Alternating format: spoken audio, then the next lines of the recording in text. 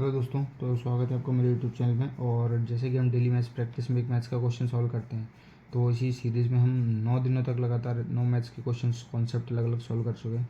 और आज हमारा डेली मैथ्स की जो प्रैक्टिस है उसका डे 10 है। यानी अभी जिसने लाइन से डेली ये वीडियो देखी होगी तो उसके 10 तरह के कॉन्सेप्ट क्लियर होगा हमें। ठीक है, तो आइए अब आज हम आज का सवाल देखते हैं। आज का सवाल क्या बोल रहा है कि cost price and selling price of an article are in ratio 13:9 if the loss incurred on article is 320।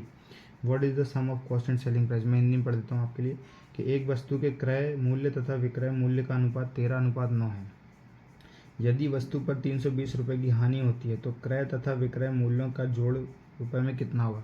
देखिए, यानी ये बोल रहा है कि जो कॉस्ट प्राइस है किसी चीज़ की, यानी कितने में खरीदा, ठीक है, और सेलिंग प्राइस यानी कितने में बेचा।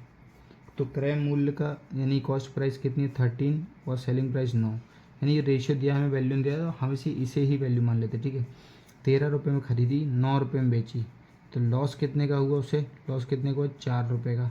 ठीक है, इस 4 रुपये की कीमत उसने क्वेश्चन में बताई हुई है कि इस 4 रुपये की कीमत 320 है। तो 1 रुपये की कीमत क्या होगी, हम यहाँ से निकाल सकते हैं 4 या 8 32 यानी 80 रुपये।